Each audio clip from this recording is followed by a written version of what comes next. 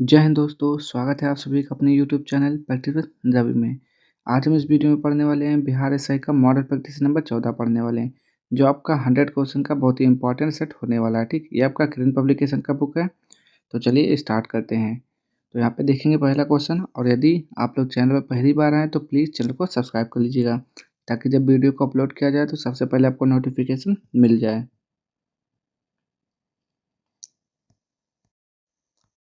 पहला क्वेश्चन देखेंगे यहाँ पे, अशोक के ब्राह्मी अभिलेखों को सर्वप्रथम किसने पढ़ा था? तो अशोक के ब्राह्मी अभिलेख को सर्वप्रथम किसने जेम्स प्रिंसेप ने पढ़ा था। ठीक, चलिए नेक्स्ट यहाँ पे, निम्न में से कौन एक प्रोग्रामिंग सॉफ्टवेयर है?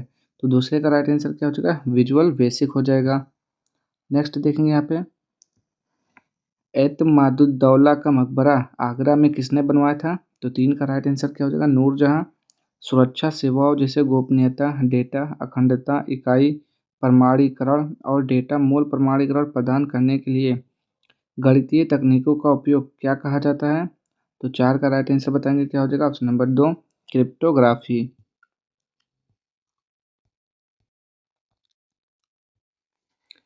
महात्मा गांधी ने खिलाफत आंदोलन का समर्थन क्यों किया? तो पांचवे का राइट आंसर क्या हो जाएगा? Option number two, Gandhi ji ने अंग्रेजों के खिलाफ अपने आंदोलन में भारतीय मुसलमानों का सहयोग प्राप्त करना चाहा था।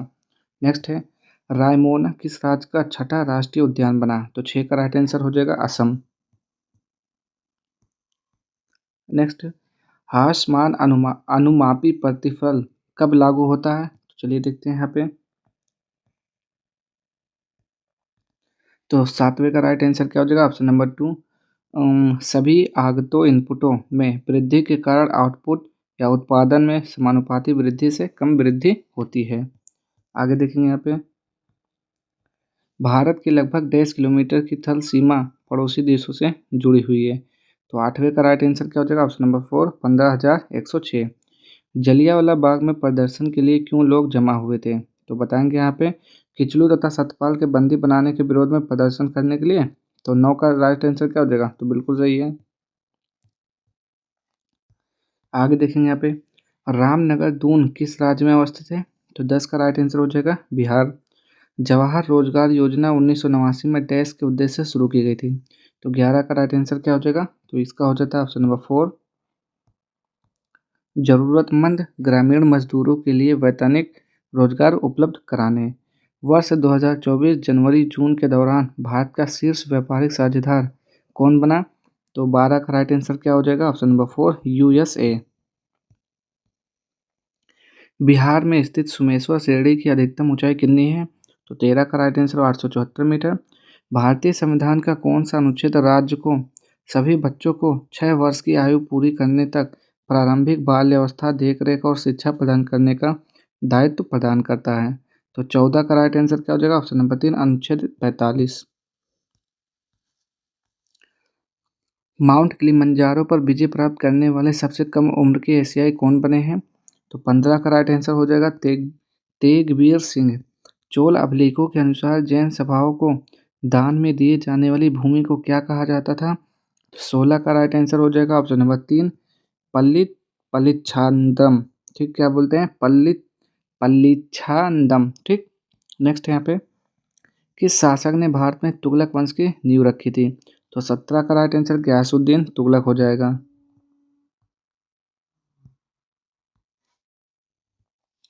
1944-45 में प्रकाशित बॉम्बे योजना का औपचारिक नाम क्या था? तो 18 का राइट आंसर क्या हो जाएगा यहाँ पे? तो ऑप्शन नंबर एक, भारत के आर्थिक विकास की योजना। आगे 19 देखते हैं यहाँ पे, निम्नलिखित कथनों पर विचार कीजिए। प्रधानमंत्री आवास योजना शहरी 2.0 योजना को केंद्रीय मंत्रिमंडल ने मंजूरी दी है। योजना पर बजटीय प्रावधान 5,06,137 करोड़ रुपए का होगा। बताएंगे इसमें से पहला सत्य, दूसरा या फिर दोनों सत्य हैं? तो 19 का राइट आंसर क्या हो जाएगा? पहला वाला सत्य केवल, ऑप्शन नंबर एक। बोध गया एक महत्वपूर्ण बौद्ध तीर्थ केंद्र क्यों है? तो 20 का राइट आंसर क्या हो जाएगा यहाँ पे? ऑप्शन नंबर टू, क्योंकि गौतम बुद्ध ने यहाँ ज्ञान प्राप्त किया था। आगे, महात्मा गांधी ने भारतीय राष्ट्रीय कांग्रेस के निम्नलिखित सत्रों में से किसकी अध्यक्षता की थी? तो 21 का राइट आंसर क्या हो जाएगा यहाँ पे? ऑप्शन नंबर तीन, 1924 बेलगाम।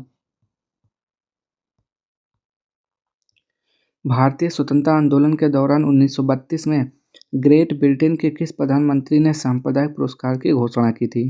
तो 22 का राइट आंसर क्या हो जाएगा? Option number 4 James Ramsay McDonald's. Next है यहाँ पे,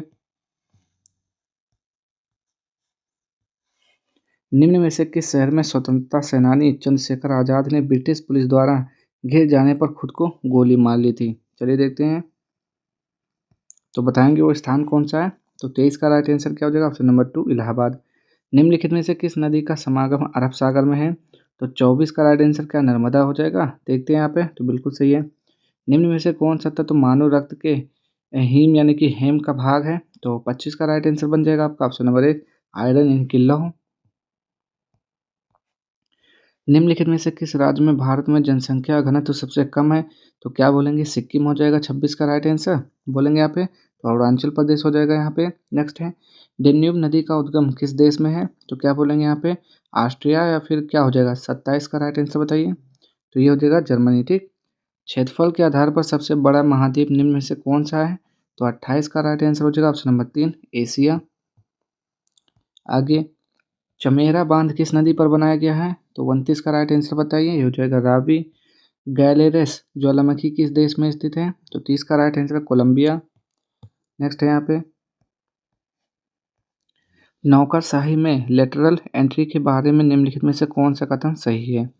यूपीएससी ने नौकरशाही में लेटरल एंट्री से संबंधित विज्ञापन रद्द कर दिए।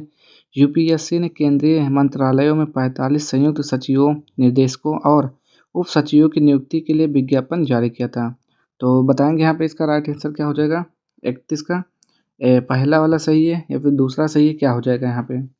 तो बोलेंगे यहाँ पे 31 का राइट आंसर हो जाएगा ऑप्शन नंबर 3 यानी कि दोनों सही है। ठीक। आगे,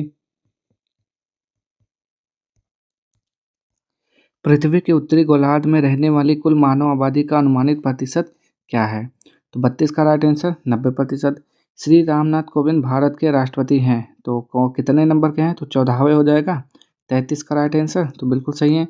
15वें कौन है? श्रीमती द्रौपदी मुर्मू। भारत के संविधान के अनुच्छेद 243 फर्स्ट के अनुसार पंचायतों की वित्तीय स्थिति की समीक्षा के लिए वित्त आयोग का गठन कब किया जाता है? तो 34 का राइट आंसर हो जाएगा हर 5वें वर्ष की समाप्ति पर। निम्नलिखित कथनों पर विचार करें।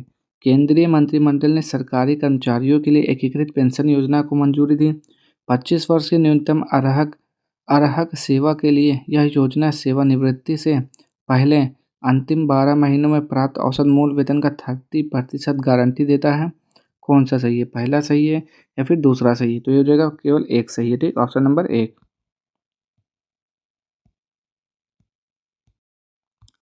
तो इसका राइट आंसर क्या हो जाएगा? ऑप्शन नंबर 1 हो जाएगा। ठीक। आगे देखते हैं यहाँ पे, राज्यसभा में मनोनीत सदस्यों की कुल संख्या कितना है? तो क्या बोलेंगे? 36 का राइट आंसर 12 हो जाएगा। ठीक।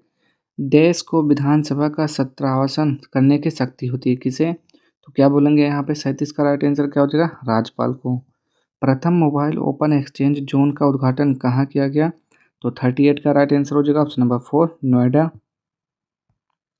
आगे, कोसी महानंदा दोआब बिहार के किस भाग में अवस्थित है? तो 39 का राइट आंसर क्या हो जाएगा? ऑप्शन नंबर 2 उत्तरी बिहार। आगे देखते हैं यहाँ पे, चलिए आगे देखते हैं यहाँ पे 40, किस देश ने दुनिया की पहली वाणिज्यिक तटवर्ती स्मॉल रिएक्टर परियोजना शुरू की है? तो बताएंगे यहाँ पे 40 का राइट आंसर क्या हो जाएगा? तो ये हो जाता है ऑप्शन नंबर 1 चीन। विश्व बाघ दिवस कब मनाया जाता है? तो 41 का राइट आंसर बताएंगे आप लोग, तो वो हो जाएगा 29 जुलाई को। नेक्स्ट है यहाँ पे, मालदीव गणराज्य जिसे मालदीव द्वीप समूह भी कहा जाता है या उत्तर मध्य देश में स्थित स्वतंत्र द्वीप देश है? तो बताएंगे यहाँ पे 42 का राइट आंसर क्या हो जाएगा? तो हो जाएगा हिंद महासागर। ठीक। निम्नलिखित सरकारों में से किसने सूर्य शक्ति किसान योजना प्रारंभ किया है? तो 43 का राइट आंसर गुजरात हो जाएगा।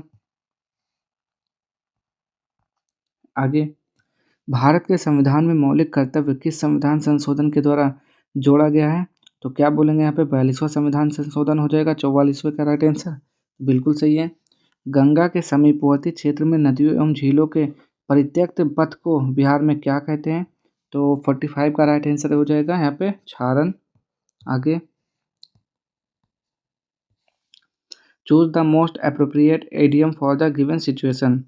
The team stopped working since they had been working for 6 hours continuously. Idiom बताना है इसका क्या हो जाएगा 46 का राइट आंसर। तो ये जो option number 4 call it a day. यहाँ पे देखेंगे यहाँ पे नाबार्ड का विस्तृत रूप क्या है, ये भाई कई बार पूछा गया है। तो 47 का राइट आंसर क्या हो जाएगा national bank for agriculture and rural development. Next है यहाँ पे आगे देखेंगे निम्नलिखित देशों में से कौन सा दुनिया का सबसे बड़ा ट्रैक्टर बाजार है। तो 48 का राइट आंसर बताना हो जाएगा भारत। बिहार के निम्नलिखित चोटियों में सबसे ऊंची चोटी कौन सी है। तो 49 का राइट आंसर क्या हो जाएगा खड़गपुर। आगे देखेंगे यहाँ पे डैश एक निष्क्रिय दो टर्मिनल वाला विद्युत घटक है जो परिपथ अवयव के रूप में विद्युत प्रतिरोध आरोपित करता है। 50 का राइट आंसर प्रतिरोध हो जाएगा ठीक ट्रांजिस्टर। आगे निम्नलिखित में से कौन सा कथन सही है। वैज्ञानिकों ने मानव मस्तिष्क में माइक्रोप्लास्टिक पाया और विश्वव्यापी कार्रवाई का आह्वान किया। शोधकर्ताओं द्वारा हाल ही में किए गए एक अध्ययन में पता चला कि 2024 की शुरुआत में एकत्र किए गए मस्तिष्क के नमूने में वजन के हिसाब से औसतन 1.5% प्लास्टिक था। तो कौन सा सही है 51 का बताएंगे पहला सही है या फिर दूसरा सही है या फिर दोनों सही है। तो क्या हो जाएगा पहला वाला सही है ठीक केवल ऑप्शन नंबर 1।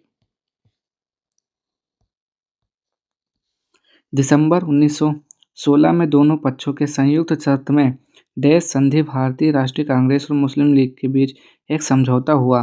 तो 52 का राइट आंसर क्या हो जाएगा लखनऊ में संधि। बलदेव सिंह अंतरिम सरकार के सदस्य स्वतंत्र भारत की पहली सरकार में देश के प्रमुख थे। तो 53 का राइट आंसर हो जाएगा किसके प्रमुख थे तो रक्षा के प्रमुख थे। आगे देखेंगे यहाँ पे देश में विश्व धर्म संसद 1893 में स्वामी विवेकानंद ने हिंदू धर्म के बारे में विस्तार से बताया। तो कहाँ बताया था चलिए देखते हैं यहाँ पे। तो क्या हो जाएगा यहाँ पे न्यूयॉर्क हो जाएगा या फिर Chicago Washington DC Los Angeles. तो 54 का राइट आंसर क्या हो जाएगा ऑप्शन नंबर 2 यानी कि शिकागो हो जाएगा ठीक। आगे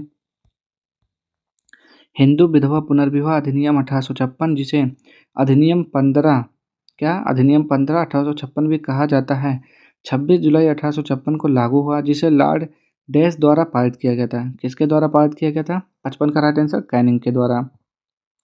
आगे 1891 में 1891 में बी.एम. मालाबारी के प्रयासों को तब फल मिला जब सहमति की उम्र अधिनियम को पारित किया गया जिसके अनुसार डैश वर्ष से कम की बालिका के विवाह पर प्रतिबंध था। तो 56 का राइट आंसर क्या हो जाएगा 12 वर्ष।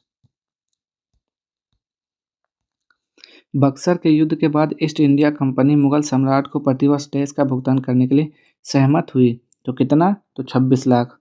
भारत छोड़ो आंदोलन या अगस्त आंदोलन 8 अगस्त 1942 को महात्मा गांधी द्वारा अखिल भारतीय कांग्रेस समिति के मुंबई सत्र में चलाया गया एक आंदोलन था। कहाँ पे मुंबई में। आगे 1928 के बारदौली सत्याग्रह का नेतृत्व सरदार वल्लभ भाई पटेल ने किया था।